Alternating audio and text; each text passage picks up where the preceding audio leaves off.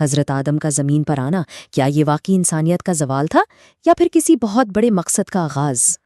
اکثر جب ہم حضرت آدم کی کہانی سنتے ہیں تو ذہن میں کیا آتا ہے؟ یہی نا کہ ایک غلطی ہوئی، ایک ناکامی ہوئی۔ لیکن کیا ہو اگر یہ کہانی زوال کی ہو ہی نہ؟ کیا ہو اگر یہ ایک بہت بڑے، ایک عظیم مقصد کے آغاز کی کہانی ہو؟ چلیں آج اسی نقطۂ نظر کو ذرا گہرائی سے کھوجتے ہیں۔ اچھا، تو ہم یہ بات کہاں سے کر رہے ہیں؟ ہمارا آج کا یہ سارا تجزیہ جو ہے نا، وہ اسلامی علمی روایت پر مبنی ہے، خاص طور پر ابن خلدون اور شاہ ولی اللہ دہلوی جیسے بڑے مفکرین کی سوچ پر، جو اس پورے واقعے کو ایک بالکل ہی الگ، ایک بالکل مختلف زاویے سے دیکھتے ہیں۔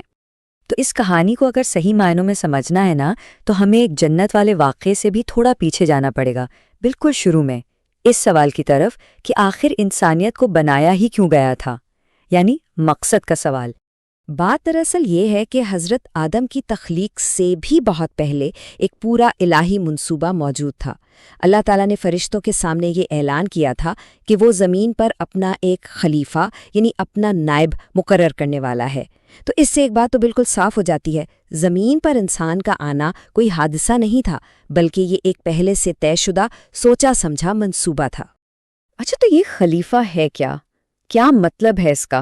دیکھیں، یہ صرف کوئی بادشاہ یا حکمران نہیں ہے، نہیں، یہ ایک امانت دار کا کردار ہے، ایک سٹیورڈ کا، جسے ذمہ داری دی گئی ہے کہ وہ زمین پر اللہ کی صفات جیسے عدل ہے، رحم ہے، حکمت ہے، ان کو قائم کریں، اور یہی انسانیت کا بنیادی مقصد ہے۔ اب اتنی بڑی ذمہ داری کے لیے تیاری بھی تو چاہیے تھی نا، تو اسی تیاری کے لیے حضرت آدم اور حوا کو جنت میں رکھا گیا، ایک دم پرسکون ماحول، ہر ضرورت پوری ہو رہی ہے۔ لیکن اس سب کے بیچ ایک حد بھی مقرر کی گئی تھی، ایک سادہ سا حکم، اس ایک خاص درخت کے قریب مت جانا۔ اور بس یہی وہ ایک حد تھی جس نے کہانی کے مرکزی ولن یعنی شیطان کے لیے دروازہ کھول دیا۔ یہیں سے اس کا فریب، اس کی وہ حسد بھری سرگوشی، سب کچھ شروع ہوتا ہے۔ اب شیطان، جسے ابلیس بھی کہتے ہیں، اسے اللہ کی بارگاہ سے نکالا کیوں گیا تھا؟ کیونکہ اس نے تکبر میں آ کر حضرت آدم کو سجدہ کرنے سے انکار کر دیا تھا۔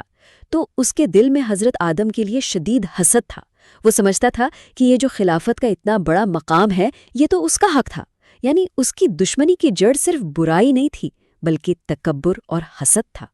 اور یہاں پر نا شیطان کی چال بہت دلچسپ ہے۔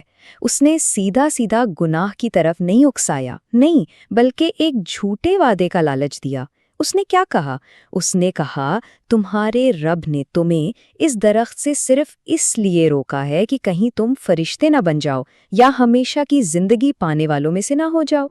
تو بات سمجھ میں آ رہی ہے؟ اہم نقطہ یہ ہے، شیطان نے نافرمانی کی خواہش کو نہیں چھیڑا، بلکہ انسان کی جو بلندی پانے کی فطری خواہش ہوتی ہے نا، اس کو استعمال کیا۔ یہ ایک بہت ہی ہوشیار، ایک نفسیاتی چال تھی، جس نے انہیں دھوکے میں ڈال دیا۔ تو سوال پھر وہی ہے، آخر انہوں نے اس درخت سے کھایا کیوں؟ اس کی وجہ کو سمجھنے کے لیے نا، ہمیں اس ممنوع درخت کے پیچھے چھپے سبق کو ذرا گہرائی سے دیکھنا ہوگا، کیونکہ اصل نقطہ وہی ہے۔ اس معاملے میں شاہ ولی اللہ دہلوی ایک بہت ہی گہری بات بتاتے ہیں۔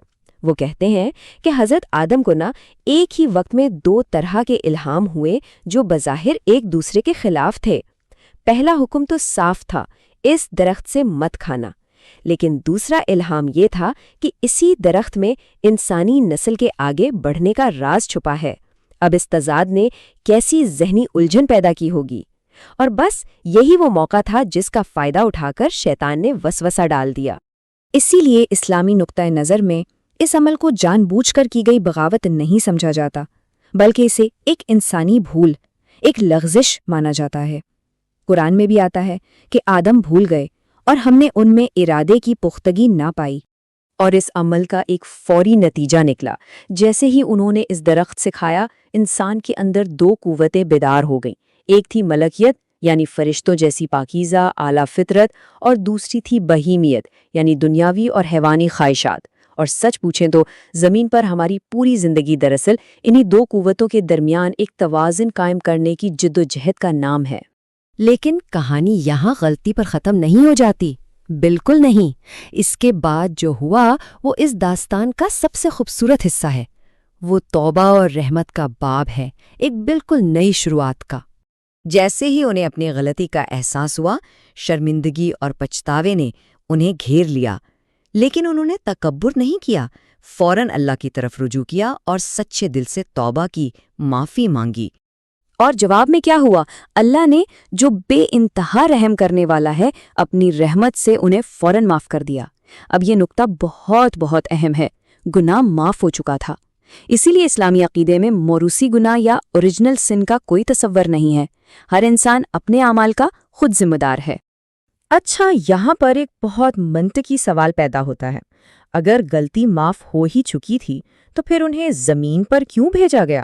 سزا کے طور پر؟ اور اسی سوال کا جواب اس کہانی کے پورے معنی کو بدل دیتا ہے۔ یہ جواب ہمیں سزا والے تصور سے نکال کر سیدھا انسانیت کے حقیقی مشن کی طرف لے جاتا ہے۔ تو جواب یہ ہے کہ زمین پر اترنا کوئی سزا تھی ہی نہیں، یہ ایک گریجویشن تھی۔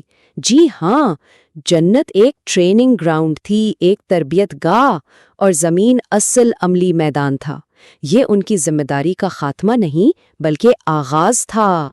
تو پھر زمین پر ہماری زندگی کا اصل مقصد کیا ہوا؟ سب سے پہلے خلیفہ ہونے کی وہ عظیم ذمہ داری نبھانا، پھر اپنی روحانی فطرت یعنی ملکیت اور دنیاوی خواہشات یعنی بہیمیت کے بیچ توازن قائم کرنا، اور اس ساری جدوجہد کے ذریعے زمین پر انصاف اور امن قائم کر کے یہ ثابت کرنا کہ انسان اللہ کے اس اعتماد کا، اس امانت کا اہل تھا۔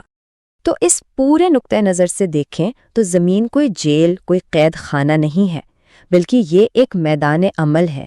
یہ وہ ارینا ہے جہاں انسان کو اپنا اصل جوہر دکھانے کا، خود کو ثابت کرنے کا موقع دیا گیا ہے۔